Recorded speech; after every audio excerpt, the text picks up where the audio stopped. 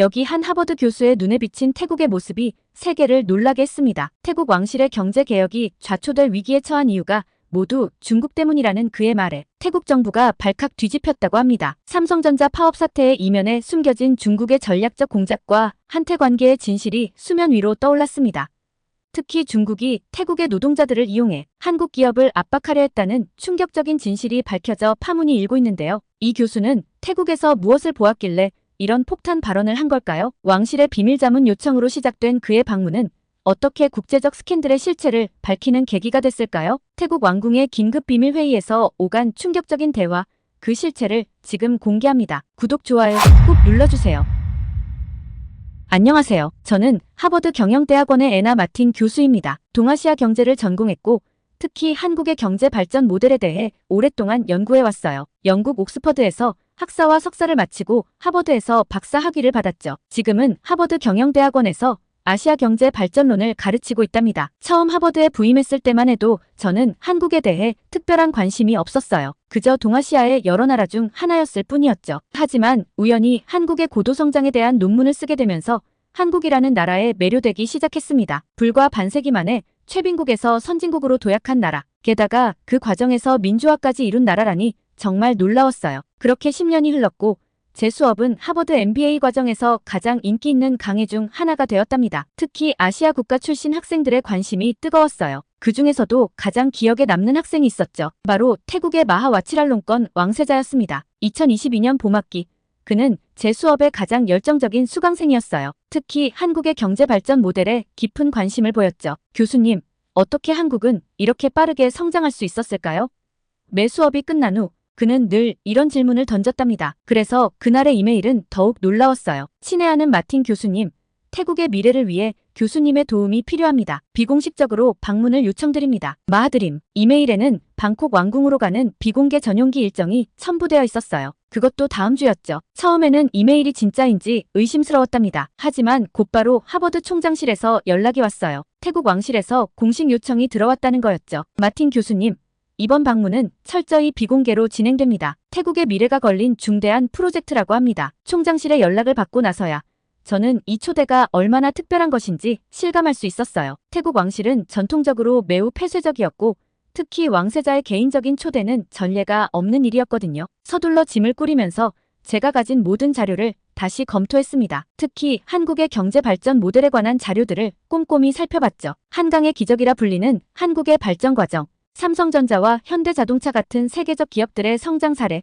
정부 주도의 산업정책, 이 모든 것이 태국 왕세자의 관심을 끈 이유가 무엇일까요? 방콕행 전용기에 오르면서 저는 왠지 모를 긴장감을 느꼈어요. 이번 방문이 단순한 학술적 자문 이상의 의미를 가질 거란 직감이 들었거든요. 비행기 창밖으로 보이는 구름을 바라보며 저는 생각했습니다. 태국은 지금 어떤 변화를 준비하고 있는 걸까? 12시간의 비행 끝에 방콕에 도착했을 때 공항에는 왕실 의전팀이 기다리고 있었어요. 검은색 리무진을 타고 방콕 시내를 달리는 동안 의전팀장이 말했습니다. 마틴 교수님, 왕세자님께서 기다리고 계십니다. 이번 만남은 철저히 비공개입니다. 특히 중국 측에 알려지면 안 된다고 하셨어요. 그 말을 들은 순간 저는 이번 방문이 단순한 자문 이상의 의미를 가진다는 것을 직감했답니다. 방콕 왕궁으로 향하는 길에서 저는 문득 작년 수업에서 왕세자가 했던 말이 떠올랐어요. 교수님, 한국은 어떻게 선진국들의 견제와 방해를 극복할 수 있었나요? 이제야 그 질문의 진정한 의미를 이해할 수 있을 것 같았습니다. 방콕 왕궁은 제가 상상했던 것보다 훨씬 웅장했어요. 화려한 금빛 지붕과 정교한 조각들이 태양 아래 빛나고 있었죠. 하지만 우리는 정문이 아닌 비밀 통로로 입궁했답니다. 이쪽입니다, 교수님. 의전팀장을 따라 좁은 복도를 지나자 갑자기 현대적인 공간이 나타났어요. 마치 초현대식 회의실 같았죠. 벽면에는 세계 각국의 경제 지표가 실시간으로 표시되고 있었고 특히 한국의 경제 지표가 큰 화면을 차지하고 있었답니다. 마틴 교수님, 다시 뵙게 되어 반갑습니다. 왕세자는 하버드 시절과 똑같은 친근한 미소로 저를 맞이했어요. 하지만 그의 눈빛은 예전보다 훨씬 진지해 보였죠. 교수님, 먼저 이것을 보여드리고 싶습니다. 그가 보여준 태블릿에는 충격적인 자료가 담겨 있었어요. 지난 10년간 태국의 GDP 성장률, 산업구조 변화, 그리고 가장 놀라운 것은 주변국들의 경제적 영향력 변화였죠. 특히 중국의 영향력이 급격히 증가하고 있었답니다. 우리는 지금 중대한 기로에 서 있습니다. 교수님께서 수업에서 말씀하셨던 것처럼 한국이 1960년대에 직면했던 것과 비슷한 상황이에요. 왕세자의 말에 저는 깊이 공감했어요. 1960년대 한국이 선진국으로 도약하기 위해 필사적인 노력을 기울였던 것처럼 지금 태국도 그런 순간을 맞이한 것 같았거든요. 특히 삼성전자와 현대자동차의 성장 과정에 주목하고 있습니다. 어떻게 그들은 세계적인 기업으로 성장할 수 있었을까요? 왕세자는 계속해서 질문을 이어갔어요. 그의 관심은 단순한 호기심이 아닌 실질적인 전략을 찾기 위한 것이었죠. 교수님, 사실 이번 주말에 중요한 회의가 있습니다. 태국의 주요 기업인들과 정부 고위 관료들이 모두 참석하는 비공개 회의예요. 거기서 교수님께서 한국의 경제 발전 모델에 대해 발표해 주셨으면 합니다. 이어서 그는 더 놀라운 제안을 했어요. 그리고 비밀 자문단을 구성하고 싶습니다. 교수님께서 수장이 되어 주셨으면 해요. 물론 하버드의 교수직은 계속 유지하시면서요. 저는 잠시 말을 잊었답니다. 이것은 단순한 자문 요청이 아니었어요. 한 국가의 경제 발전 방향을 결정할 수 있는 중대한 제안이었죠. 하지만 왕세자님, 제가 그럴 자격이 있을까요? 교수님, 제가 하버드에서 배운 가장 큰 교훈은 이것입니다. 변화는 항상 외부의 새로운 시각에서 시작된다는 거예요. 한국도 그랬잖아요. 새로운 아이디어를 받아들이고 그것을 자신들의 방식으로 발전시켰죠. 회의실 창 밖으로 방콕의 스카이라인이 보였어요. 마천루들 사이로 고급 전자제품 매장의 삼성 로고가 빛나고 있었고 도로 위로는 현대자동차의 최신 모델들이 달리고 있었죠. 다음 주까지 답변을 기다리겠습니다. 그동안 태국의 현실을 직접 보시면서 고민해주세요. 왕세자의 제안을 듣고 호텔로 돌아오는 길에 저는 깊은 생각에 잠겼어요. 10년 전 제가 처음 한국의 경제 발전을 연구하기 시작했을 때는 상상도 못했던 상황이 벌어진 거죠. 이제 그 지식이 또 다른 나라의 변화를 이끄는 씨앗이 될 수 있다니. 호텔방에 도착해서 노트북을 열었어요. 책상 위에는 왕실에서 준비한 자료들이 가득했답니다. 창밖으로 방콕의 야경이 빛나는 가운데 저는 밤늦게까지 자료를 검토했어요. 그리고 곧 이 방문이 저의 인생은 물론 태국의 미래를 바꿀 수도 있는 중대한 전환점이 될 것이란 걸 직감했답니다. 다음 날 아침 저는 다시 왕궁으로 향했어요. 이번에는 더욱 철저한 보안 절차가 있었답니다. 휴대폰은 물론이고 모든 전자기기를 수거당했죠. 심지어 제가 들고 간 노트와 펜까지 검사를 받았어요. 오늘 회의는 태국의 미래를 결정할 수 있는 중요한 자리입니다. 의전팀장의 말에는 무게감이 느껴졌어요. 어제와는 다른 경로로 안내된 회의실은 더욱 깊숙한 곳에 있었답니다. 문을 열자 왕세자를 포함해 15명 정도의 인물들이 이미 자리에 앉아 있었죠. 마틴 교수님, 이분들은 태국 재계와 정부의 핵심 인사들입니다. 왕세자의 소개로 회의가 시작됐어요. 그들 앞에는 두꺼운 문서 파일이 놓여 있었는데 겉표지에는 프로젝트 피닉스 타일랜드 2030이라고 적혀 있었답니다. 먼저 우리의 현주소부터 살펴보겠습니다. 스크린에 첫 번째 자료가 떴어요. 태국의 GDP 분석표였죠. 특히 눈에 띄는 것은 왕실 기업들의 영향력이었어요. 전체 GDP의 35%를 차지하고 있었지만 대부분이 부동산과 관광업에 집중되어 있었답니다. 우리는 지금 위기에 직면해 있습니다. 재무부 장관으로 보이는 인물이 발언을 시작했어요. 현재 우리 왕실 기업들의 수익성은 계속 하락하고 있습니다. 반면 보세요. 태국에 진출한 한국 기업들의 성과입니다. 두 번째 스크린에는 삼성전자 태국법인의 실적이 표시됐어요. 지난 5년간 매출은 3배, 순이익은 4배 증가했더군요. 더 놀라운 것은 현지 화율이었습니다. 삼성전자 태국법인의 현지 직원 비율이 98%에 달합니다. 하지만 생산성은 삼성전자 글로벌 평균의 95% 수준을 유지하고 있어요. 어떻게 이것이 가능한 걸까요? 왕세자가 저를 바라봤어요. 모든 시선이 저에게 집중됐죠. 그것은 한국 기업들의 체계적인 현지화 전략 때문입니다. 단순히 공장만 세우는 게 아니라 기술과 경영 노하우를 전수하는 거죠. 제가 설명을 시작하자 참석자들이 필기를 하기 시작했어요. 특히 주목할 점은 교육 시스템입니다. 삼성전자는 입사 즉시 6개월간의 집중 교육을 실시해요. 현대자동차도 마찬가지고요. 단순히 기술만이 아닌 기업 문화까지 전수하는 거죠. 회의실에는 잠시 정적이 흘렀어요. 그때 왕세자가 결정적인 자료를 공개했답니다. 이것을 보시죠. 우리 왕실 기업들의 혁신 지수입니다. 스크린에 나타난 수치는 충격적이었어요. R&D 투자 비율은 매출액 대비 0.3%에 불과했고 특허 출원 건수도 경쟁사들의 10분의 1 수준이었죠. 우리는 변해야 합니다. 마치 1960년대 한국이 그랬던 것처럼요. 왕세자의 목소리에는 강한 결의가 담겨 있었어요. 그가 꺼낸 세 번째 자료는 타일랜드 이너베이션 프로젝트였습니다. 첫째, 왕실 기업들을 첨단 산업 중심으로 재편하겠습니다. 둘째, 한국의 재벌 시스템을 벤치마킹하여 글로벌 경쟁력을 키우겠습니다. 셋째, 이를 위해 한국의 주요 기업들과 전략적 제휴를 맺고자 합니다. 회의실이 갑자기 술렁이기 시작했어요. 특히 고위 관료들의 표정이 심각해 보였죠. 하지만 왕세자님, 중국이 누군가 우려를 표명하려 했지만 왕세자가 단호하게 말을 끊었답니다. 우리는 더 이상 기다릴 수 없습니다. 지금 이 순간에도 우리의 경쟁력은 떨어지고 있어요. 한국은 어떻게 했습니까?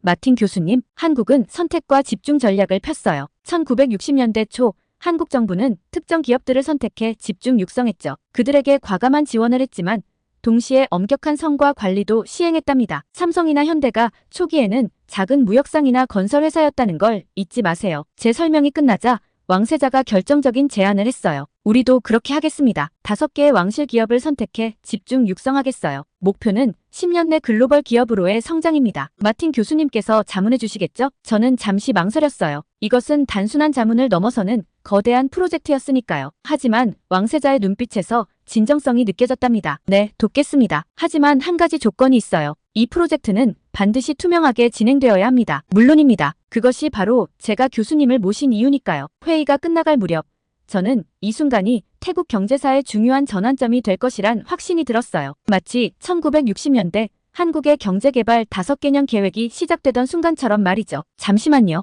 회의실 끝자리에 앉아있던 노동부 장관이 손을 들었어요. 한국의 경제발전 모델을 그대로 도입하는 것에 대해서는 신중해야 할 것 같습니다. 특히 기업 문화 측면에서요. 분위기가 순간 긴장됐어요. 노동부 장관은 태블릿을 조작하더니 새로운 자료를 스크린에 띄웠답니다. 지난달 있었던 삼성전자 방콕 공장의 파업 사태를 아십니까? 저는 몰랐다는 듯 고개를 저었어요. 왕세자의 표정도 심각해졌죠. 5,000명의 노동자들이 참여한 대규모 파업이었습니다. 근로조건 개선과 임금 인상을 요구하며 3일간 공장 가동이 중단됐었죠. 스크린에는 공장 앞에서 시위하는 노동자들의 사진이 띄워졌어요. 태국어로 쓰인 피켓들이 보였는데 번역본을 보니 한국식 경영 방식, 거부, 태국의 문화를 존중하라 같은 구호들이었답니다. 하지만 이상하지 않나요?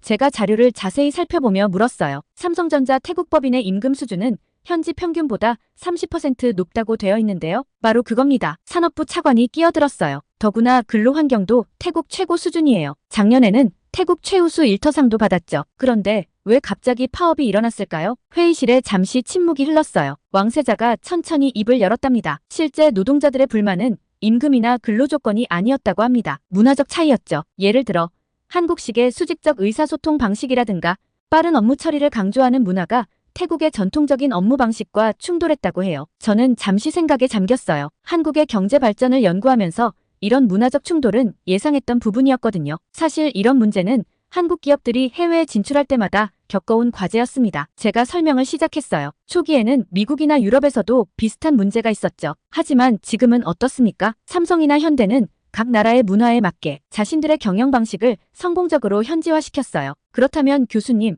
이번 파업 사태를 어떻게 보시나요? 왕세자가 물었어요. 좀 더 자세한 정보가 필요할 것 같은데요. 파업이 일어난 시점이 특히 궁금합니다. 산업부 차관이 새로운 자료를 공유했어요. 보니까 더 이상한 점들이 눈에 띄었답니다. 파업 주도자들의 상당수가 입사 3개월 미만의 신입 직원들이네요. 그것도 모두 같은 시기에 입사했다고요? 네. 저희도 그 부분이 의심스러웠습니다. 노동부 장관이 고개를 끄덕였어요. 더구나 파업 이틀 전 중국의 한 전자기업이 태국 정부의 대규모 투자 계획을 제안해왔더군요. 혹시 제가 조심스럽게 물었어요. 노동자들 중에 특이한 배경을 가진 사람들은 없었나요? 왕세자가 의미심장한 표정으로 고개를 끄덕였답니다. 파업 주도자 중 3명이 중국계 기업에서 일한 경력이 있더군요. 그것도 인사 담당자였다고 해요. 회의실의 공기가 무거워졌어요. 모두가 같은 생각을 하고 있는 것 같았죠. 이것은 단순한 노사 갈등이 아닐 수 있습니다. 제가 조심스럽게 의견을 제시했어요. 누군가 의도적으로 문화적 차이를 갈등으로 키운 것은 아닐까요? 동의합니다. 왕세자가 단호하게 말했어요. 우리는 이 문제를 2가지 측면에서 접근해야 할 것 같네요. 하나는 실제 존재하는 문화적 차이를 어떻게 극복할 것인가, 또 하나는 이런 갈등을 이용하려는 세력에 어떻게 대응할 것인가 하는 점이죠. 저는 이 순간 태국의 경제개혁이 단순히 기술이나 시스템의 문제가 아니란 걸 깨달았어요. 이것은 문화와 정치, 국제관계가 얽힌 복잡한 과제였답니다. 회의가 끝나고 왕세자는 저를 별도의 집무실로 안내했어요. 그곳에는 이미 태국 국가정보국 관계자들이 기다리고 있었답니다. 마틴 교수님, 오늘 회의에서 제기하신 의문에 대한 조사 결과를 공유하고 싶습니다. 왕세자의 말에 정보국 관계자가 노트북을 열었어요. 스크린에는 파업 참가자들의 상세한 분석 자료가 나타났죠. 먼저 이 데이터를 보시죠. 파업에 참여한 5,000명 중 약 1,200명이 최근 3개월 내 입사한 신입 직원들이었습니다. 자료를 자세히 보니 더 이상한 점들이 눈에 띄었어요. 이 1200명은 모두 같은 채용 대행사를 통해 입사했더군요. 이 채용 대행사의 실소유주를 추적해봤습니다. 정보국 요원이 다음 슬라이드를 보여줬어요. 베이징에 있는 투자회사였죠. 그것도 중국 국영기업의 자회사더군요. 왕세자가 말을 이었습니다. 더 놀라운 건 그들의 행동 패턴이에요. 마치 사전에 짜여진 각본이 있었던 것처럼 모든 일이 체계적으로 진행됐거든요. 스크린에는 파업 발생 전후의 타임라인이 표시됐어요. 이건 우연의 일치라고 보기 어렵습니다. 정보국장이 말했어요. 특히 주목할 만한 것은 SNS에서의 여론 동향입니다. 새로운 화면이 떴어요. 파업 기간 동안 SNS에서 가장 많이 공유된 게시물들의 분석 자료였죠. 반환 정서를 부추기는 게시물의 80%가 가짜 계정에서 생성됐습니다. IP 추적 결과 대부분이 중국 선전과 상하이에서 발신됐더군요. 저는 깊은 충격에 빠졌어요. 이것은 단순한 노사 갈등이 아닌 치밀하게 계획된 작전이었던 거죠. 중국 언론들의 보도 행태도 수상했습니다. 정보국 요원이 계속 설명했어요. 파업 시작 직후 마치 준비되어 있었다는 듯이 한국 기업들을 비판하는 심층 기사들을 쏟아냈거든요. 왕세자가 자료 하나를 건네주었어요. 파업 주동자들의 통화 기록이었죠. 이들은 파업 전부터 중국 디전자의 임원들과 지속적으로 연락을 주고받았습니다. 심지어 파업 기간 동안의 생활비도 중국 계좌에서 송금됐더군요. 하지만 왜? 제가 물었어요. 왜 이런 일을? 이유는 단순합니다. 왕세자가 새로운 자료를 보여줬어요. 동남아시아 전자제품 시장 점유율 그래프였죠. 지난 5년간 삼성전자의 시장 점유율이 45%까지 올랐어요. 반면 중국 기업들은 20% 아래로 떨어졌죠. 특히 태국에서 삼성전자는 현지 직원들의 높은 만족도로 가장 일하고 싶은 기업 1위를 차지했고요. 정보국장이 말을 이었어요. 더구나 최근 삼성전자가 태국을 동남아시아 반도체 생산 거점으로 삼겠다고 발표하면서 중국 측의 초조함이 극에 달한 것 같습니다. 회의실에 무거운 침묵이 흘렀어요. 이것은 단순한 기업 간 경쟁을 넘어선 국가 차원의 전략적 대립이었던 거죠. 교수님, 왕세자가 진지한 표정으로 말했어요. 이제 우리는 어떻게 해야 할까요? 저는 잠시 생각에 잠겼어요. 이런 상황은 사실 한국도 겪었던 것이었죠. 1960년대 한국이 산업화를 시작할 때도 비슷한 방해 공작들이 있었다고 해요. 하지만 한국은 오히려 이를 기회로 삼았죠. 더 투명하고 공정한 시스템을 만드는 계기로 말이에요. 구체적으로 어떻게 하면 좋을까요? 왕세자가 물었어요. 먼저 이 사실을 공개하는 게 어떨까요? 물론 조심스럽게요. 동시에 한국 기업들과 함께 새로운 노사 문화를 만들어가는 프로젝트를 시작하는 거죠. 위기를 기회로 만드는 겁니다. 창밖으로 방콕의 석양이 보였어요. 마치 새로운 시대의 시작을 알리는 것 같았답니다. 이 문제는 조용히 처리하는 게 좋겠습니다. 정보국 보고를 받은 후 왕세자는 신중한 태도를 보였어요. 저는 그의 판단에 동의했죠. 이런 민감한 사안을 공개적으로 다루면 오히려 더 큰 문제가 될 수 있었으니까요. 하지만 철저한 조사는 필요합니다. 왕세자가 계속해서 말했어요. 마틴 교수님께서 조사위원회의 자문을 맡아주셨으면 합니다. 조사는 신속하게 진행됐어요. 노동부, 산업부, 그리고 정보국이 합동으로 태국 내 한국 기업들의 실태를 조사했죠. 특히 삼성전자, 현대자동차, LG전자 같은 대기업들을 중심으로요. 일주일 후 첫 번째 보고서가 나왔습니다. 흥미로운 발견들이 있네요. 제가 보고서를 훑어보며 말했어요. 삼성전자 방콕 공장의 경우 직원 복지 프로그램이 태국 제조업계 최고 수준이에요. 왕세자가 관심을 보이며 자료를 살펴봤어요. 직원 의료보험이 가족까지 보장되고 자녀 학자금 지원도 있네요. 심지어 부모님 의료비까지 지원한다고요? 네.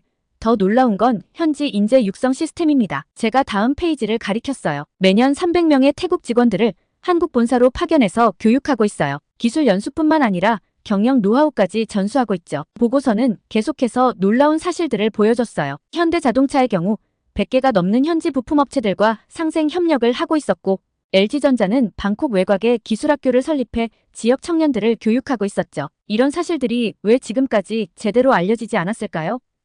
왕세자가 의아해했어요. 아마도 한국 기업들의 특성 때문일 거예요. 제가 답했죠. 그들은 보통 이런 활동들을 홍보하기보다는 묵묵히 진행하는 편이거든요. 조사는 계속됐고 두 번째 주에는 더 구체적인 내용들이 밝혀졌어요. 파업 참가자들의 실제 근무 환경과 만족도를 조사한 결과였죠. 대부분의 직원들이 실제로는 매우 만족하고 있었네요. 노동부 관계자가 보고했어요. 특히 교육 기회와 승진 가능성에 대해 높은 점수를 줬습니다. 왕세자는 이 모든 자료를 검토한 후 조용히 몇 가지 결정을 내렸어요. 첫째, 이번 조사 결과는 공개하지 않기로 했죠. 대신 관련 부처들이 개별적으로 필요한 조치를 취하기로 했어요. 둘째, 파업 주동자들에 대해서는 법적 처벌 대신 인사조치로 마무리하기로 했답니다. 불필요한 갈등을 피하기 위해서였죠. 셋째, 한국 기업들의 우수 사례를 태국 기업들과 공유하는 프로그램을 만들기로 했어요. 물론 이것도 조용히 진행하기로 했죠. 교수님, 왕세자가 마지막 회의에서 말했어요. 이번 일을 계기로 많이 배웠습니다. 때론 침묵이 최고의 해결책이 될 수 있다는 걸요. 저는 고개를 끄덕였어요. 실제로 이 조용한 해결 방식이 효과가 있었거든요. 파업 참가자들은 하나둘 일터로 복귀했고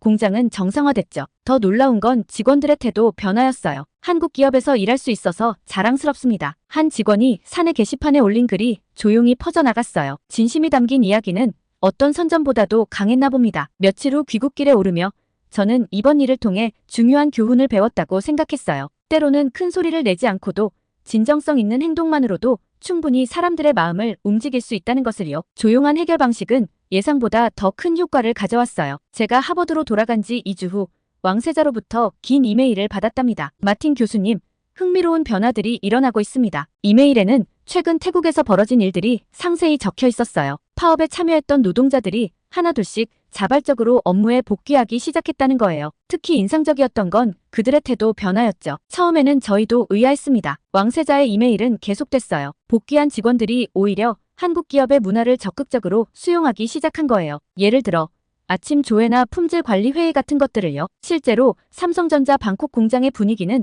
완전히 달라졌다고 해요. 직원들이 자발적으로 혁신 동아리를 만들어 한국의 기업 문화를 연구하기 시작했죠. 현대자동차 공장에서도 비슷한 움직임이 일어났고요. 더 놀라운 건 SNS에서 일어난 변화입니다. 왕세자가 보내준 캡처 화면들을 보니 젊은 태국 직원들이 자신의 직장을 자랑하는 게시물들이 늘어나고 있었어요. 한국어를 배우는 모습, 한국 본사 연수 경험, 새로 배운 기술을 소개하는 내용들이었죠. 그리고 교수님, 가장 큰 변화는 바로 어제 있었습니다. 삼성전자가 전격적으로 새로운 투자 계획을 발표했다는 거예요. 방콕 외곽에 대규모 반도체 패키징 센터를 설립한다는 내용이었죠. 투자 규모만 20억 달러, 태국을 동남아시아 반도체 생산의 거점으로 만들겠다는 계획이었어요. 이게 끝이 아닙니다. 현대자동차 그룹도 곧이어 발표를 했대요. 태국을 동남아시아 전기차 수출 허브로 육성하겠다는 계획이었죠. 기존 공장을 전기차 생산 라인으로 전환하고 배터리 공장도 새로 짓겠다는 거였어요. 한국 기업들의 이런 결정은 우리에게 큰 의미가 있습니다. 왕세자의 이메일은 계속됐어요. 그들은 파업 사태에도 불구하고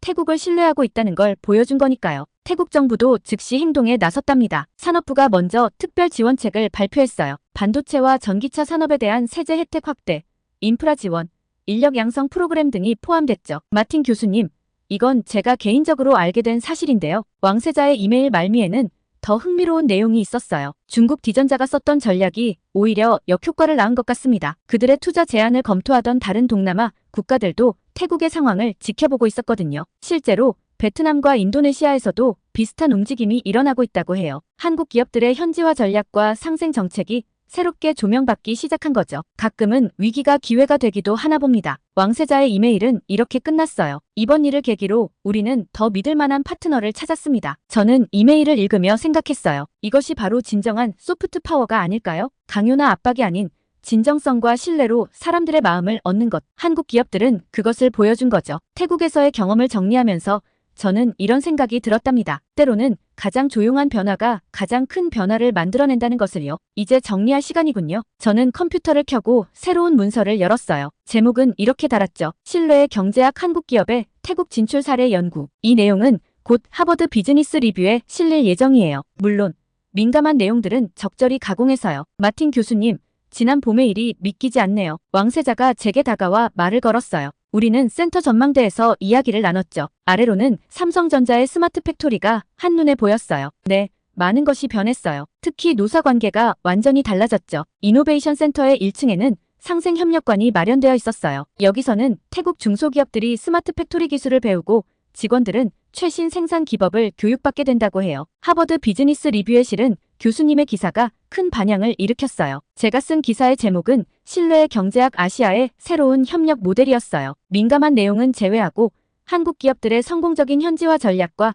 태국의 산업혁신 사례를 중심으로 썼답니다. 현대자동차의 변화도 인상적이에요. 왕세자가 말을 이었어요. 글로벌 모빌리티 혁신센터가 다음 달에 문을 연다면서요? 맞아요. 현대자동차는 방콕 외곽에 동남아시아 최대 규모의 전기차 연구센터를 준비하고 있어요. 특히 태국의 기후와 도로 환경에 맞는 특화 모델을 개발한다고 하더군요. 교수님, 이쪽으로 와보세요. 왕세자가 이노베이션 센터의 인재 개발동으로 저를 안내했어요. 이곳에서는 매년 1000명의 태국 엔지니어들이 첨단 제조 기술을 배우게 된다고 해요. 여기가 바로 우리가 꿈꾸는 제2의 한강의 기적이 시작되는 곳입니다. 교육장 벽면에는 한국의 경제 발전 과정을 보여주는 사진들이 걸려 있었어요. 특히 구미공단에서 시작해 세계적 기업이 된 삼성전자의 역사가 인상적이었죠. 저녁 만찬에서 왕세자는 흥미로운 소식을 전해줬어요. 베트남과 인도네시아에서도 한국 기업들과 비슷한 협력 모델을 구축하고 싶다고 하더군요. 우리의 경험이 좋은 선례가 된 것 같습니다. 다음 날 아침 하버드로 돌아가는 비행기를 타기 전에 마지막으로 삼성전자 공장을 들렀어요. 8개월 전 파업의 흔적은 찾아볼 수 없었죠. 대신 태국어와 한글로 된 함께 성장하는 미래라는 슬로건이 눈에 띄었어요. 비행기 안에서 저는 새로운 논문을 구상하기 시작했답니다. 제목은 이렇게 정했어요. 신뢰와 협력의 시대, 아시아 경제의 새로운 패러다임. 창밖으로 방콕의 마지막 풍경이 보였어요. 8개월이라는 짧은 시간이었지만 이 도시는 분명히 변화하고 있었답니다. 오늘의 사연은 여기까지인데요. 하버드 애나 마틴 교수님의 감동적인 사연 감사하며 앞으로도 응원하겠습니다. 구독과 좋아요 감사드리며 다음 영상으로 찾아뵙겠습니다. 한국 기자들은 어째서 태국의 이 큰 혼란에 대해 아무것도 모르는 걸까? 이렇게 큰 벤코리아 운동이 태국을 휩쓸고 있는데 그들은 태국을 무시하는 건가? 저는 충격적인 소식을 접했습니다. 제 친한 친구가 한국에서 불법 체류자로 추방당했다는 겁니다. 처음에는 분노에 휩싸여 한국이 태국인들을 이용만 하고 버리는 나라라고 생각했죠. 한국의 진실을 파헤치겠다는 일념으로 서울행 비행기에 올랐습니다. 그런데 서울에 도착해보니 이상한 점을 발견했습니다. 태국에서는 전 국민이 분노하고 한국 제품 불매운동이 거리마다 번지고 있는데 정작 한국 사람들은 이런 일이 일어나고 있다는 걸 전혀 모르고 있었습니다. 길거리에서 만난 사람들은 하나같이 태국에서 그런 일이 있었나요? 라고 되묻기만 했죠. 처음에는 이런 반응이 무척 화가 났어요. 우리나라 사람들의 분노는 이렇게나 큰데 어떻게 이렇게 무관심할 수 있지? 하는 생각이 들었습니다. 하지만 취재를 하면 할수록 뭔가 이상했습니다.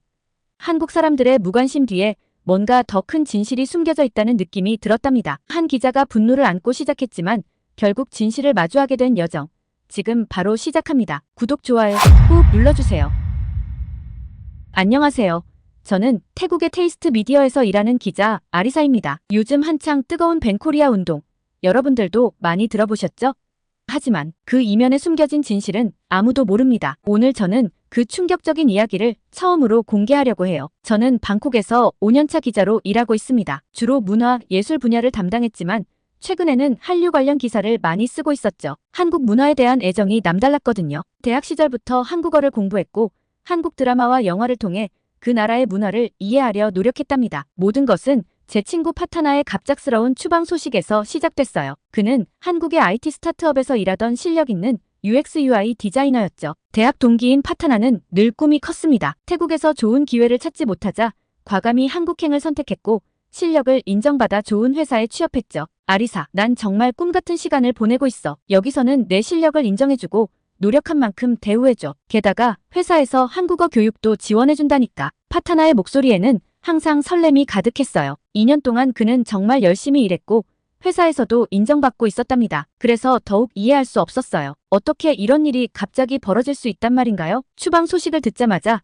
저는 공항으로 달려갔습니다. 파타나는 제가 기억하던 모습과 달랐어요. 피곤하고 초췌한 얼굴이었지만 이상하게도 그의 눈빛은 담담해 보였죠. 아리사, 이건 내 잘못이야. 하지만 더 큰 문제가 있어. 너한테 꼭 말해줘야 할 게 있어. 그의 이야기는 충격적이었습니다. 코로나19로 회사가 어려워지면서 비자 문제가 생겼고 중국인 브로커의 도움을 받아 불법 체류를 선택했다는 거예요. 하지만 그 뒤로 이상한 일들이 자꾸 생기기 시작했답니다. 그들은 계속해서 다른 제안을 해왔어. 단순히 체류 문제를 해결해주는 게 아니었어. 뭔가 불법적인 일에 날 끌어들이려고 했던 것 같아. 취재를 시작하면서 더 이상한 점들이 눈에 띄었어요. 파타나의 추방 소식을 가장 먼저, 가장 크게 보도한 것은 중국 언론들이었습니다. 그들은 마치 준비하고 있었다는 듯이 순식간에 각종 기사들을 쏟아냈죠. 한국의 냉혹한 외국인 정책, 꿈 많은 태국 청년을 거리로 내몰다. K배신 한국, 태국 인재들을 이용만 하고 버려. 분노하는 태국 청년들, 이제는 차라리 중국으로. 이 기사들은 순식간에 태국 전역으로 퍼져나갔어요. SNS에서는 벤코리아 해시태그가 트렌드가 됐고 젊은이들 사이에서 한국 제품 불매 운동이 시작됐죠. 특히 눈에 띄는 건 이 모든 움직임이 너무나 조직적이었다는 점이에요. 시위 현장에는 전문 시위대가 있었고 그들은 마치 누군가의 지시를 받은 것처럼 행동했습니다. 집회 장소마다 같은 피켓, 같은 구호가 등장했죠. 심지어 시위대에게 간식을 나눠주는 사람들의 조끼에는 중국 기업의 로고가 새겨져 있었답니다. 더 깊이 파고들수록 충격적인 사실들이 드러났어요. 중국의 한 거대 기업이 태국 내 여러 언론사에 막대한 광고료를 지불하고 있었고 반한 감정을 부추기는 기사들이 의도적으로 양산되고 있었죠. 우연히 만난 한 정보원은 더 큰 그림을 알려줬습니다. 아리사 씨, 조심하세요. 이거는 단순한 추방 사건이 아닙니다. 중국 범죄 조직들이 동남아시아 전역에서 비슷한 수법을 쓰고 있어요. 불법 체류자들을 협박해서 마약 운반책으로 이용하는 거죠. 알고 보니 파타나의 불법 체류를 유도한 브로커들은 중국 범죄 조직과 연결되어 있었고 그들은 이런 방식으로 태국인들을 함정에 빠뜨리고 있었답니다. 더 놀라운 것은 한국 경찰이 이미 이 사실을 알고 있었다는 거예요. 파타나 씨의 추방은 사실 그를 보호하기 위한 조치였습니다. 그가 범죄 조직에 연루되기 전에 안전하게 본국으로 송환하는 게 최선이었죠. 이 모든 사실을 확인하기 위해 저는 한국행을 결심했습니다. 진실을 파헤치고 양국 간의 오해를 풀고 싶었어요. 하지만 출발 전부터 방해가 시작됐죠. 한 중국 언론사에서 연락이 왔습니다. 한국 취재에 대한 지원금을 주겠다는 제안이었어요. 거절하자 그날 밤부터 협박 전화가 걸려오기 시작했답니다. 아리사 씨, 때로는 진실이 모두에게 도움이 되지 않을 수도 있습니다. 이해하시죠? 하지만 저는 결심했어요. 이제 진실을 밝혀야 할 때였습니다. 한국과 태국, 양국 모두가 누군가의 술수에 놀아나고 있다는 사실을, 그리고 그 이면에 숨겨진 더 큰 음모가 있다는 것을. 공항으로 향하는 차 안에서 저는 생각이 많았어요. 제 기사가 실리고 있는 테이스트 미디어의 최근 변화가 마음에 걸렸거든요. 2주 전부터 갑자기 늘어난 중국 광고들, 편집장의 갑작스러운 태도 변화, 그리고 제가 쓰던 한류 관련 기사들이 모두 보류되는 상황. 특히 신경 쓰이는 건 회사 분위기였어요. 평소 활발하던 동료들이 갑자기 조심스러워졌고 한국 관련 기사는 누구도 맡으려 하지 않았죠. 심지어 제 오랜 파트너였던 사진기자 수린도 개인적인 사정을 이유로 이번 한국 취재를 거절했답니다. 아리사 씨, 잠깐 시간 좀 내주시겠어요? 출발 전날 편집장님이 저를 따로 불렀습니다. 평소와 다른 어조였죠. 그의 책상 위에는 제가 본 적 없는 고급 중국차가 놓여 있었어요. 베이징의 글로벌 타임스에서 연락이 왔어요. 당신의 한국 취재를 적극 지원하고 싶다는군요. 취재 비용 전액과 별도의 사례금까지 꽤 큰 금액을 제안했어요. 정확히 말하자면 100만 바트입니다. 순간 등줄기가 서늘해졌습니다. 글로벌 타임스는 중국 정부와 긴밀한 관계가 있는 언론사였어요. 그들이 왜 제 취재에 관심을 보이는 걸까요? 물론 조건이 있죠. 그들이 제시하는 방향으로 기사를 써야 해요. 한때 갈등을 좀 더 극적으로 다뤄달라는 거죠. 아리사, 당신도 알잖아요. 요즘 우리 회사 사정이. 편집장의 눈빛이 흔들렸어요. 그도 내심 괴로워하고 있다는 게 느껴졌죠. 하지만 저는 단호하게 거절했습니다. 그날 밤부터 이상한 일들이 시작됐어요. 처음에는 단순한 장난 전화인 줄 알았죠. 진실이 때론 위험할 수 있습니다. 아리사 씨, 당신 여동생이 다니는 치앙마이 대학. 좋은 학교죠? 중국어 악센트가 묻어나는 태국어였어요. 여동생까지 조사했다니. 그리고 다음날 제 차의 타이어가 펑크나 있었죠. 주차장 CCTV는 고장이었답니다. 더 충격적인 사실은 제가 평소 자주 가는 카페에서 알게 됐습니다. 친한 바리스타가 조심스럽게 말을 꺼냈어요. 언니, 요즘 수상한 사람들이 자주 와요. 언니 사진을 보여주면서 언니가 언제 오는지, 누구를 만나는지 물어보더라고요. 그리고 이상한 제안도 했어요. 언니의 대화를 녹음해달라고. 상황이 심각해지고 있었죠. 하지만 이런 방해가 오히려 제 의심을 확신으로 바꿔줬습니다. 분명 제가 파헤치려는 이 사건의 배후에 큰 세력이 있다는 증거였으니까요. 퇴근 후에는 몰래 사무실에 남아 조사를 계속했어요. 회사 내부 메일을 확인하던 중 중요한 문서를 발견했답니다. 최근 3개월간 우리 회사의 광고 수익이 250% 증가했는데 그중 80%가 중국 기업들의 광고였어요. 특히 반한 감정을 부추기는 기사를 많이 쓰는 매체일수록 광고 수주액이 높았죠. 시장 조사도 놀라웠습니다. 태국 내 주요 쇼핑몰에서 한국 제품들이 진열대에서 사라지고 있었는데 그 자리를 중국 제품들이 채우고 있었거든요. 특히 화장품과 전자제품 매장이 그랬죠. 이번 기회에 중국 브랜드를 많이 들여왔어요. 본사에서 특별 지원도 해준다고 하더라고요. 심지어 첫 달 매출에 상관없이 고정 수수료를 보장해준답니다. 한 매장 매니저의 말이었습니다. 이건 분명 비정상적인 조건이었어요. 마치 이 상황을 노리고 있었다는 듯이 말이에요. 그러던 중 파타나가 중요한 자료를 보내왔어요. 그가 일하던 한국 회사의 주요 경쟁사가 중국 기업이었는데 최근 태국 시장 공략을 강화하고 있었다는 내용이었죠. 우리 회사가 개발 중이던 기술과 비슷한 제품을 그들이 먼저 출시했어. 게다가 우리 회사를 겨냥한 듯한 마케팅을 하고 있더라고. 아리사, 이건 단순한 우연이 아닐 거야. 결정적인 증거는 우연히 발견했어요. 한 중국 기업의 내부 문건이었는데 K브랜드 대체 전략이라는 제목이 붙어 있었죠.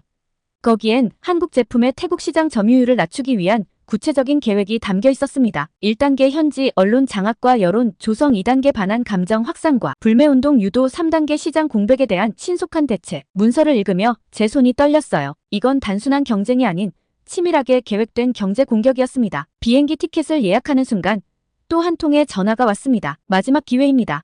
아리사 씨, 50만 바트면 충분하지 않나요? 한국행 비행기를 타지 않는 대가로요. 아니면 당신 여동생의 장학금에 대해 이야기해볼까요? 숨이 막혔지만 이미 저의 결심은 확고했어요. 이건 단순한 취재가 아닌 진실을 향한 싸움이었으니까요. 죄송하지만 진실은 돈으로 살 수 없어요. 그리고 제 여동생은 건드리지 마세요. 그날 밤 급하게 여동생을 친척 집으로 피신시켰습니다. 그리고 다음 날 아침 저는 인천행 비행기에 몸을 실었어요. 이제 한국에서 이 사건의 또 다른 퍼즐을 찾아야 했죠. 서울은 생각보다 조용했어요. 벤코리아 운동이 한창인 태국과는 달리 이곳에서는 그 어떤 갈등의 기운도 느껴지지 않았죠. 인천공항에 도착해서 가장 먼저 눈에 띈 건 입국 심사 과정이었어요. 태국에서는 한국이 태국인들을 적대시한다고 들었는데 현장은 달랐습니다. 오히려 입국심사관은 친절하게 한국에 온 것을 환영한다고 말해주더군요. 첫 취재지는 안산의 태국인 커뮤니티였어요. 그곳에서 만난 태국인들의 이야기는 제가 알고 있던 것과는 많이 달랐습니다. 사실 최근 단속이 심해진 건 맞아요. 하지만 이상한 점이 있었죠. 단속반이 특정 가게들만 집중적으로 단속했거든요. 15년째 한국에서 식당을 운영하는 심바 따라 씨의 말이었어요. 그는 계속해서 수상한 정보들을 들려줬습니다. 단속 직전에 항상 수상한 사람들이 나타났어요. 중국어를 쓰는 것 같더군요. 그들은 불법 체류자들에게 더 좋은 일거리를 제안했다고 해요. 하지만 받아들인 사람들은 대부분 이상하게 행동이 달라졌죠. 취재를 거듭할수록 더 충격적인 사실들이 드러났어요. 한국 경찰청 관계자와의 비공식 만남에서 결정적인 증거를 확보했답니다. 실제로 이번 단속은 불법 체류자 검거가 주목적이 아니었습니다. 우리는 중국발 마약 조직의 동남아 노동자 포섭 루트를 추적하고 있었죠. 특히 태국인들을 노린 신종 마약 유통 조직이 있다는 첩보를 입수했었어요. 경찰이 보여준 자료에는 충격적인 내용이 담겨 있었어요. 중국의 한 범죄 조직이 태국 출신 불법 체류자들을 마약 운반책으로 이용하고 있었던 거죠. 불법 체류 신분을 빌미로 협박하고 높은 보수를 미끼로 유인했다고 해요. 문제는 이게 단순한 마약 조직이 아니라는 겁니다. 배후에 중국의 거대 기업들이 있다는 정황이 포착됐어요. 그들은 마약 자금을 세탁하면서 동시에 한국 기업들을 몰아내는 전략을 구사하고 있었죠. 저는 파타나의 이야기가 떠올랐어요. 그가 일하던 회사를 노린 중국 기업, 그리고 그 회사의 기술 유출, 모든 것이 하나로 연결되고 있었죠. 더 깊이 파고들수록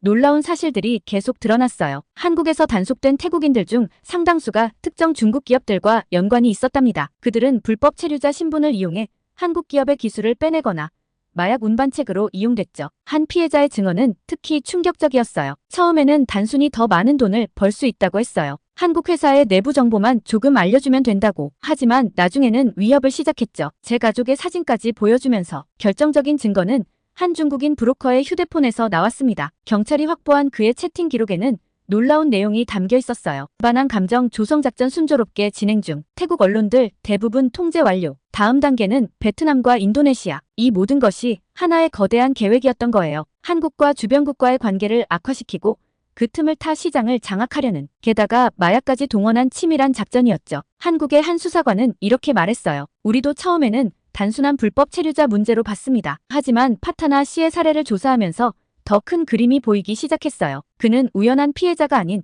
그들의 계획적인 타깃이었던 거죠. 진실이 드러날수록 제 마음은 무거워졌어요. 태국의 젊은이들이 얼마나 위험한 함정에 빠질 뻔했는지, 그리고 지금도 그 위험이 계속되고 있다는 사실에 가슴이 아팠죠. 하지만 동시에 희망도 보였습니다. 한국 경찰이 보여준 체계적인 수사와 태국인들을 보호하려는 진정성 있는 노력. 이것이야말로 제가 태국에 알려야 할 진실이었어요. 이제 남은 건 하나였습니다. 이 모든 증거를 가지고 태국으로 돌아가 진실을 알리는 것. 하지만 그들이 과연 저를 순순히 놔둘까요? 이미 제 뒤에는 그들의 감시자들이 따라붙기 시작했으니까요. 아침 일찍 서울의 한 편의점에서 일간지들을 훑어봤어요. 한국 언론에서는 태국의 벤코리아 운동에 대한 기사가 거의 보이지 않았죠. 작은 칼럼 하나가 눈에 띄었을 뿐이에요. 동남아 시장에서 흔들리는 K브랜드.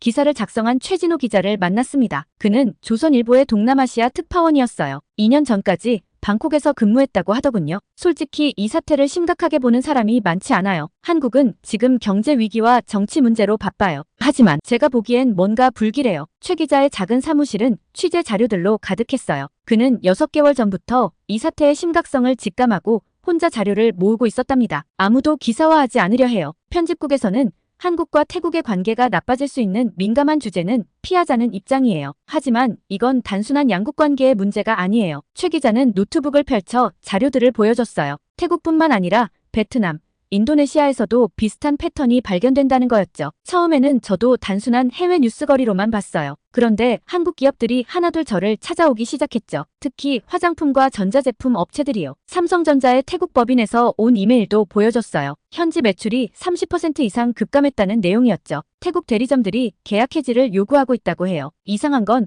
그 자리를 중국 브랜드들이 너무 빨리 채워넣는다는 거예요. 마치 미리 준비하고 있었던 것처럼요. 우리는 태국 현지 매체들을 분석하기 시작했어요. 최 기자의 도움으로 과거 3년간의 보도 경향을 추적했죠. 변화는 분명했어요. 한국 관련 보도의 논조가 6개월 전부터 급격히 부정적으로 바뀌었답니다. 특히 눈에 띄는 건 SNS였어요. 똑같은 문구에 반한 게시물들이 서로 다른 계정에서 동시다발적으로 올라오고 있었죠. 최 기자는 이런 계정들을 추적해봤는데 대부분이 가짜 계정이었다고 해요. 이 시점이 중요해요. 최 기자가 손가락으로 그래프를 가리켰어요. 태국 내 주요 미디어들의 중국 광고 수주가 급증하기 시작한 시기와 일치하거든요. 한국무역협회 방콕 지부의 자료도 충격적이었어요. 한국 제품의 시장 점유율이 급감한 자리를 중국 제품들이 채우고 있었는데 놀라운 건 그들의 가격이었죠. 원가 이하예요. 누군가 손해를 보면서까지 시장을 장악하려 하고 있어요. 이건 덤핑이에요. 하지만 증거를 찾기가 너무 어려워요. 최 기자와 함께 몇몇 한국 기업 관계자들도 만났어요. 그들은 모두 비슷한 경험을 했다고 합니다. 갑자기 태국 파트너들이 연락을 끊기 시작했어요. 그러더니 계약 해지. 그리고 얼마 지나지 않아 중국 브랜드와 새로운 계약을 맺더군요. 한 중소기업 대표는 울분을 토했어요. 10년 넘게 함께 일해온 파트너예요. 형제처럼 지냈죠. 그런데 어느 날 갑자기 이유도 설명 없이 계약을 끊더군요. 나중에 알고 보니 중국 측에서 우리 계약금의 3배를 제한했대요. 가장 결정적인 증거는 태국 내 대형 유통업체의 내부 문건이었어요. 최 기자가 자신의 옛 취재원을 통해 입수한 거죠. 한국 제품 진열 축소 계획이라는 제목의 문서였는데 그 뒤에 중국 기업의 로고가 있었어요. 단순한 경영 전략이 아닌 누군가의 기획이 있었던 거죠. 문서에는 구체적인 실행 계획이 담겨 있었어요. 이게 다예요. 최 기자가 힘없이 말했어요. 기사를 써도 아무도 관심 없어 해요. 다들 그냥 일시적인 해프닝이겠지라고만 하죠. 하지만 저는 알아요. 이게 단순한 해프닝이 아니라는 걸. 누군가 한국과 태국 사이를 이간질하고 그 틈을 노리고 있다는 걸. 지금이라도 늦지 않았어요. 최 기자가 말했죠. 우리가 해야 할 일은 명확해요. 이 모든 것들이 어떻게 연결되어 있는지 증거를 모아서 보여주는 거죠. 그렇게 우리의 공동 취재가 시작됐어요. 한국 특파원의 시각과 태국 현지 기자의 관점이 만나 더 큰 그림을 그리기 시작한 거죠. 그런데 그날 밤 최 기자에게서 긴급한 전화가 왔어요. 아리사 씨, 조심하세요. 누군가가 제 사무실을 뒤졌어요. 컴퓨터가 해킹당했고 취재 자료들이 모두 사라졌어요. 우리는 몰랐어요. 이 취재가 우리를 얼마나 위험한 상황으로 몰아넣게 될지. 하지만 이제 돌이킬 수는 없었답니다. 최진호 기자의 사무실 해킹 사건 이후 저희를 향한 위협은 더욱 노골적으로 변했어요. 제가 묵고 있는 호텔룸에서 도청 장치를 발견한 건 그로부터 이틀 뒤였죠. 전문가를 불러 확인해보니 중국산 최신형 도청기라고 하더군요. 누군가 제 움직임을 실시간으로 감시하고 있었던 거예요. 이제는 목숨의 위협도 있을 수 있어요. 최 기자의 조언에 따라 저는 호텔을 옮기고 새로운 휴대폰을 개통했어요. 하지만 취재를 멈출 순 없었죠. 오히려 이런 방해가 제가 올바른 방향으로 가고 있다는 증거라고 생각했거든요. 전환점은 안산의 한 태국 식당에서 찾아왔어요. 그곳은 태국인 커뮤니티의 중심지였죠. 처음에는 모두들 경계했지만 제가 파타나의 친구라는 걸 알고는 마음을 열어주었어요. 파타나 씨 일이 있고 나서 수상한 사람들이 더 많이 드나들기 시작했어요. 식당 주인 수한 씨의 말이었어요. 그는 20년 넘게 이 식당을 운영해왔다고 해요. 그들은 항상 좋은 일자리를 제안했죠. 특히 비자가 만료되어 곤란한 사람들을 노렸어요. 처음에는 단순한 배달 일을 시켰다가 나중엔 수상한 물건들을 나르게 했대요. 그의 증언은 충격적이었어요. 중국 범죄 조직이 불법 체류자들의 약점을 이용해 마약 운반책으로 이용하고 있었던 거죠. 파타나도 그들에게 접근당했어요. 하지만 그는 거절했죠. 그리고 얼마 후 그가 추방됐잖아요. 수한 씨의 도움으로 저는 더 많은 태국인들을 만날 수 있었어요. 그들 중 몇몇은 직접 중국 조직과 접촉했던 경험이 있었죠. 처음에는 단순한 중국 회사인 줄 알았어요. 한국 기업의 기술 정보만 조금 알려달라고 하더니 나중에는 마약 운반까지 강요하기 시작했죠. 더 조사해보니 충격적인 사실이 드러났어요. 이 조직은 단순한 마약 조직이 아니었어요. 그들은 한국의 기술을 빼내고 시장을 장악하기 위한 체계적인 계획을 가지고 있었던 거죠. 그러던 중 한국 경찰청의 한 고위 관계자를 만나게 됐어요. 그는 파타나의 진짜 이야기를 들려줬죠. 파타나 씨는 우리의 정보원이었어요. 그는 자발적으로 우리에게 접근해 중국 조직의 존재를 알려줬죠. 우리는 그를 통해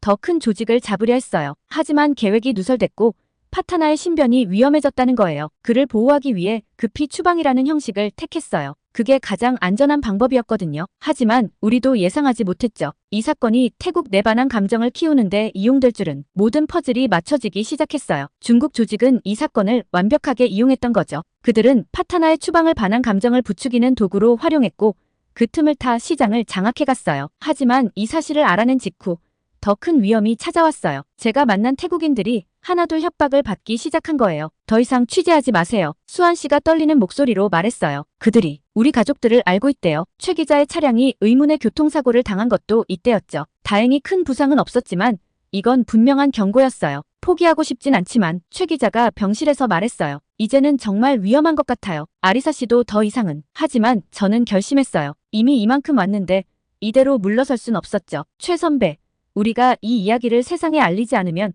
더 많은 무고한 사람들이 희생될 거예요. 우리 국민들이 서로를 오해하고 미워하게 될 거고요. 그날 밤 저는 모든 증거를 정리하기 시작했어요. 녹취록, 사진, 내부 문건들, 그리고 가장 중요한 파타나의 증언까지. 하지만 제가 몰랐던 건 이게 그들의 함정일 수도 있다는 거였죠. 곧 저는 제 기사가 나가기도 전에 더 큰 위험에 처하게 될 거라는 걸. 모든 진실을 담은 기사를 완성하고 나서 저는 큰 고민에 빠졌어요. 테이스트 미디어에는 이미 중국 자본이 깊숙이 들어와 있었고 편집장님은 제 기사를 거절할 게 뻔했죠. 결국 저는 과감한 선택을 했어요. 개인 블로그를 개설하고 그곳에 모든 내용을 올리기로 한 거죠. 한마이너스테 갈등에 숨겨진 진실. 우리는 누구의 게임말이 되었나. 첫 게시물을 올리는 순간 제 손이 떨렸어요. 이제 돌이킬 수 없다는 걸 알았거든요. 하지만 이미 각오는 했답니다. 기사는 파타나의 실제 이야기로 시작했어요. 그가 어떻게 한국 경찰의 정보원이 되었는지, 왜 갑자기 추방되어야 했는지, 그리고 그 과정에서 중국 범죄 조직이 어떻게 개입했는지를 상세히 담았죠. 저는 지금까지 침묵했습니다. 파타나의 증언을 그대로 실었어요. 하지만 이제는 말해야 할 때입니다. 우리 태국인들이 한국을 오해하고 있다는 것을, 그리고 누군가가 이 오해를 의도적으로 키우고 있다는 것을 증거도 하나하나 공개했어요. 중국 기업들의 내부 문건,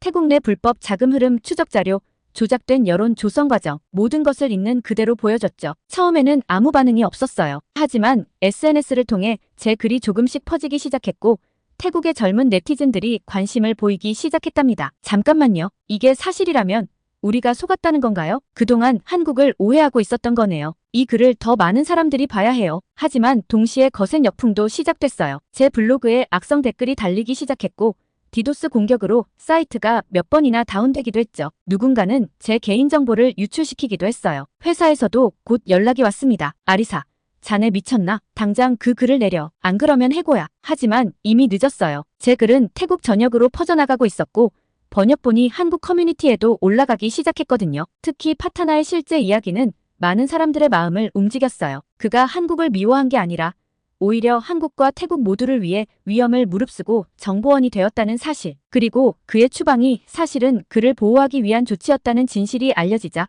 사람들의 인식이 바뀌기 시작했죠. 그동안 우리가 잘못 알고 있었네요. 이제 보니 한국은 우리 편이었던 거네요. 진짜 적은 따로 있었던 거였어. 하지만 위협도 더욱 노골적으로 변했어요. 제 부모님 가게에 괴한들이 찾아와 행패를 부렸고 여동생은 학교에서 협박을 받았답니다. 어느 날은 정체불명의 남자가 제 집 앞에서 기다리고 있다가 경고를 했어요. 이대로 멈추면 아직 늦지 않았습니다. 당신과 가족들의 안전을 위해서라도. 무서웠어요. 정말 무서웠죠. 하지만 더 많은 사람들이 제 편에 서기 시작했어요. 태국의 양심적인 언론인들이 제 기사를 인용하기 시작했고 한국의 언론들도 이 사태에 주목하기 시작했답니다. 결정적인 순간은 파타나가 직접 방송에 출연했을 때였어요. 그는 모든 것을 증언했죠. 자신이 경험한 것들, 본 것들, 그리고 왜 진실을 밝히기로 결심했는지까지. 저는 더 이상 침묵하지 않겠습니다. 우리의 분노가 누군가의 이익을 위해 이용되고 있다는 걸 모든 태국 국민들이 알아야 합니다. 그의 용기 있는 고백은 태국 사회에 큰 파장을 일으켰어요. 벤코리아 운동은 급속도로 힘을 잃어갔고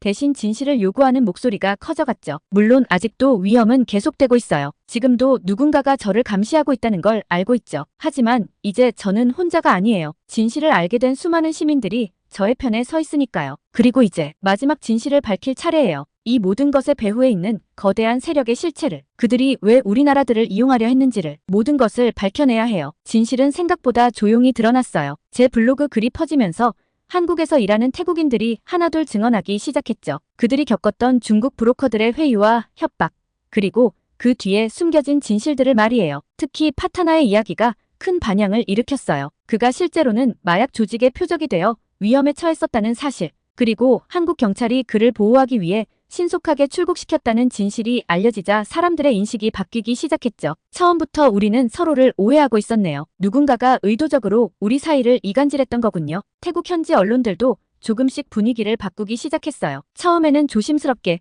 나중에는 좀 더 적극적으로 진실을 보도하기 시작했죠. 특히 젊은 기자들을 중심으로 그동안의 보도가 얼마나 편향되어 있었는지 반성하는 목소리도 나왔답니다. 제 블로그 글은 태국어뿐만 아니라 한국어로도 번역되어 퍼져나갔어요. 한국의 네티즌들도 태국인들의 입장을 이해하기 시작했고 서로에 대한 오해를 풀어가는 소통의 창구가 됐죠. 가장 큰 변화는 SNS에서 일어났어요. 벤코리아 대신 진실찾기 해시태그가 트렌드가 됐고 많은 젊은이들이 그동안의 반한 감정이 누군가의 의도된 계략이었다는 것을 깨닫기 시작했답니다. 온라인 쇼핑몰들도 변화가 시작됐어요. 무차별적으로 내렸던 한국 제품들을 다시 진열하기 시작했고 소비자들도 제품의 품질을 보고 선택하자는 이성적인 목소리가 커졌죠. 파타나는 결국 한국으로 돌아왔어요. 이번에는 합법적인 취업 비자를 받아서요. 그의 회사는 그를 다시 받아주었고 오히려 더 중요한 포지션을 맡겼다고 해요. 이제야 마음 놓고 일할 수 있게 됐어요. 아리사, 정말 고마워요. 당신이 아니었다면 이런 날은 오지 않았을 거예요. 파타나의 사례는 다른 태국인 노동자들에게도 희망이 됐어요. 불법 체류 상태에 있던 많은 이들이 잦은 신고를 통해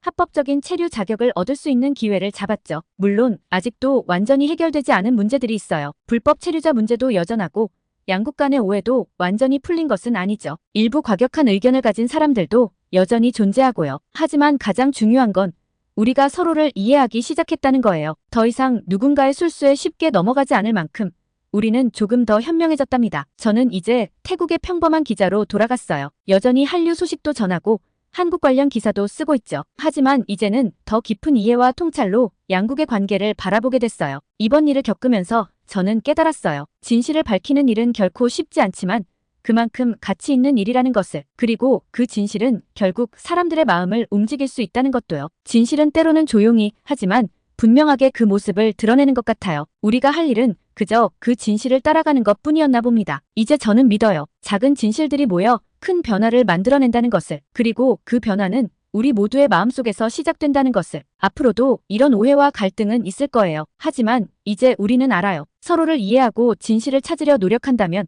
어떤 어려움도 극복할 수 있다는 것을. 이것으로 제 이야기를 마칠게요. 긴 이야기 들어주셔서 감사합니다. 오늘의 사연은 여기까지인데요. 태국 기자 아리사 씨의 감동적인 사연 감사하며 앞으로도 응원하겠습니다. 구독과 좋아요 감사드리며 다음 영상으로 찾아뵙겠습니다.